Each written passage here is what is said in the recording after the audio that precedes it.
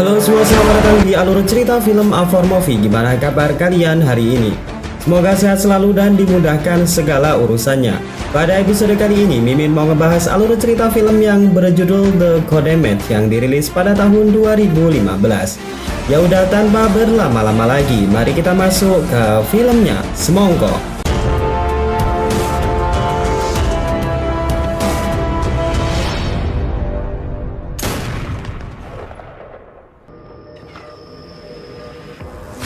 Film dibuka dengan memperlihatkan sebuah bekas tambang yang disinyalir menjadi markas besar bandar judi yang bernama Merrick. Dibantu dengan tangan kanan kepercayaannya yang bernama Raul, Merrick menjadi seorang buronan kelas wahid karena segudang kasus pembunuhan, jual beli senjata ilegal, dan masih banyak lagi. Di malam itu, Merrick tengah menyelenggarakan taruhan dengan menggunakan media lansia yang akan disuntik menggunakan cairan berbahaya. Dan beberapa pemain judi akan bertaruh lansia mana yang akan mati duluan. We will start the clock.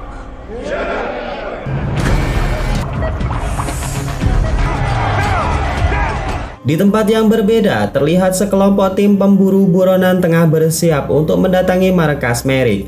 Pasukan ini dipimpin oleh seorang yang bernama Will Tanner, sedangkan anggotanya bernama Leng, seorang penginterogasi handal, Harrigan, seorang mata-mata dan hacker, Michael, seorang mantan dan petarung jalanan, Cooper, seorang pembuat bom yang handal, dan yang terakhir bernama Travis, seorang sniper elit yang sangat mematikan. Sebelum menjalankan misi, Will sebagai seorang pemimpin menginstruksikan kepada rekan-rekannya jika mereka akan dibayar $500.000 atau sekitar 7,5 miliar jika mereka berhasil menangkap Merrick, si pemimpin bandar judi. Mereka dilarang untuk membunuh Merrick dan anak buahnya, atau jika itu terjadi, maka mereka tidak akan mendapatkan bayaran, dan yang lebih parahnya lagi, mereka semua akan dipenjarakan. Mereka hanya cukup menembak di bagian lutut agar mereka dapat dilumpuhkan. Dan setelah instruksi tersebut selesai, mereka pun kemudian beraksi.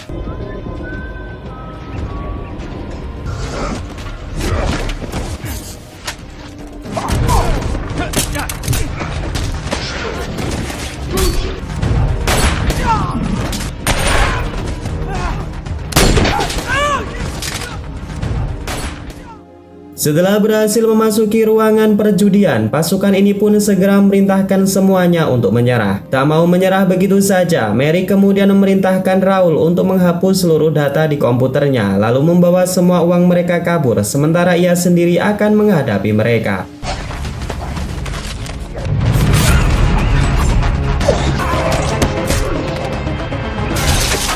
Sayang seribu sayang, ketika Will tengah melawan Merrick, ia tak sengaja menjatuhkannya dan tewas tertusuk besi. Oleh sebab itu, Will dan timnya segera diamankan oleh polisi dan akan diadili di meja persidangan.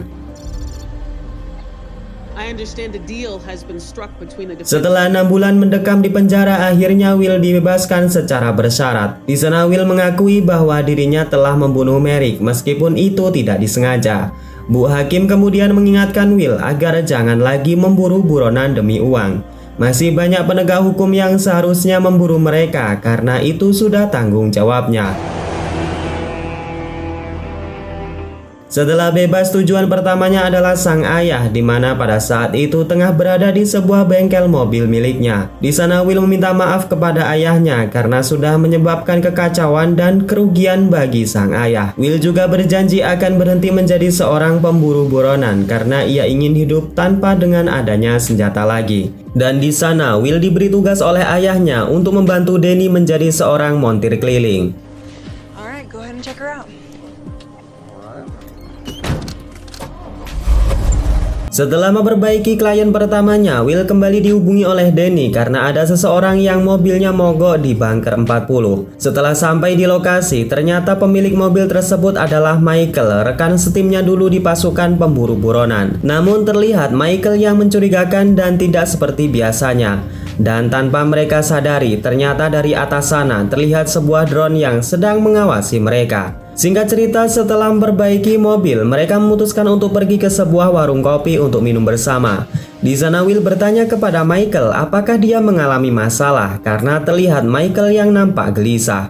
Secara bersamaan HP milik Michael tiba-tiba berdering di mana pesan tersebut mengatakan jika Michael harus membunuh Will sekarang juga atau jika tidak maka keluarganya akan dihabisi. Melihat pesan tersebut, Michael segera beraksi menodongkan pistol di mana hal itu segera direspon cepat oleh Will dan kemudian terjadilah perkelahian di antara mereka.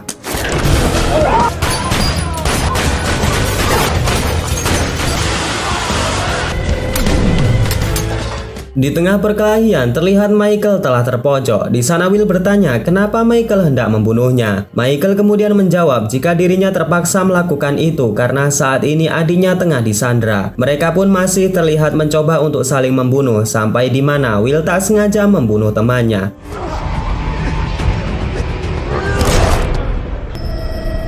Jauh di tempat yang berbeda kita akan ditunjukkan orang di balik ini semua yang tak lain adalah Raul, si tangan kanan bandar judi yang sudah dibunuh oleh Will. Ia melakukan ini semua sebagai wujud balas dendamnya sekaligus untuk membuat ajang taruhan bagi orang-orang kaya. Sementara di TKP terlihat beberapa polisi yang telah mengamankan lokasi tersebut bersama dengan Will yang sudah diborgol. Namun atas kesaksian saksi mata yang merekam kejadian tersebut, polisi tersebut kemudian melepaskan Will karena dianggap jika Will hanyalah membela diri.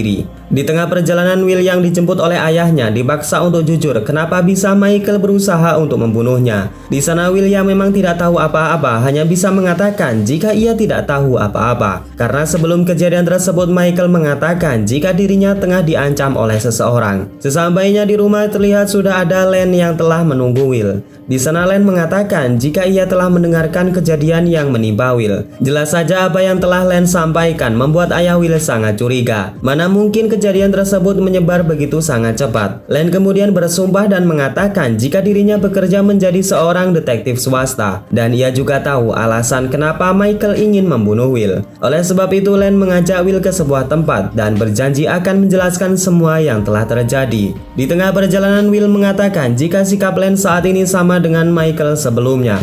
Panik dan nampak sangat gelisah seperti ada seseorang yang telah mengawasinya. Menjawab hal tersebut, Len kemudian mengatakan jika sebenarnya mereka tengah diancam. Len juga memberikan sebuah peta dan mengatakan jika Will tiba besok jam 5 pagi di wilayah tersebut, maka Will akan menemukan jawaban dari semua ini. Tapi tentu saja Len tidak akan membiarkan Will pergi ke sana dan berusaha untuk membunuhnya.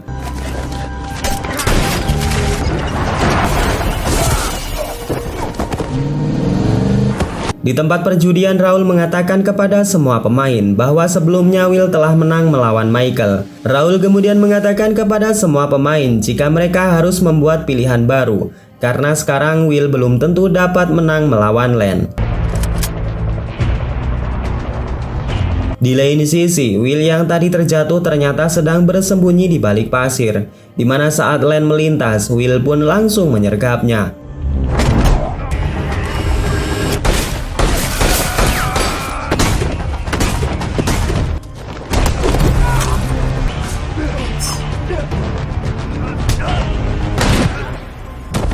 Pertarungan sengit itu dimenangkan oleh Will. Namun sebuah ancaman lagi-lagi datang di mana Travis dengan senjata snipernya telah berada di atas bukit dan sedang membidiknya.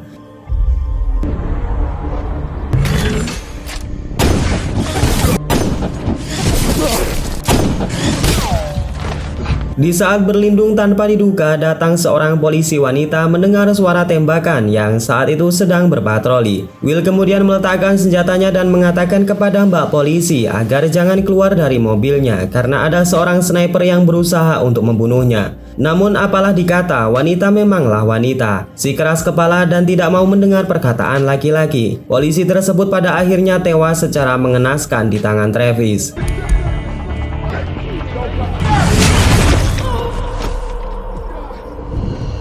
Tak lama berselang datang seseorang yang hendak menolong, di mana ternyata dia adalah Harrigan. Meskipun pada mulanya Will tidak percaya kepada Harrigan, namun Will tidak ada pilihan lain. Mereka pun akhirnya pergi dari tempat tersebut dan berlindung di rumah Harrigan. Sesampainya di sana, Will segera melumpuhkan Harry Kane dan bertanya kenapa mantan timnya berusaha untuk menghabisinya. Harry Kane kemudian mengatakan jika dirinya datang tidak untuk membunuh Will dan ia berjanji akan mengatakan sejujurnya apa yang sedang mereka alami. Setelah berada di rumah Harry Kane, barulah ia bercerita jika 1 minggu yang lalu di mana Raul mendatangi semua mantan timnya dan menyuruh untuk membunuh Will pada hari ini. Raul juga mengancam jika mereka menolak perintah tersebut maka seluruh anggota keluarganya akan dibunuh. Selain itu, mereka juga harus membunuh satu sama lain karena ini adalah konsep permainan yang sedang Raul selenggarakan sebagai ajang taruhan. Mendengar hal itu, Will kemudian mengeluarkan peta yang sebelumnya ia dapat dari Len. Dan ia mengatakan apa tujuannya jika dirinya harus sampai di titik itu pada jam 5 pagi. Harry Kane kemudian menjelaskan jika permainan ini memiliki sebuah jalur di mana pada garis finishnya berada di markas Raul, di mana orang yang sampai di sana dianggap sebagai pemenang dan Raul akan melepaskan orang tersebut serta memberikannya uang. Di tempat perjudian, Raul kembali mengingatkan para pemain agar memasang taruhan baru di mana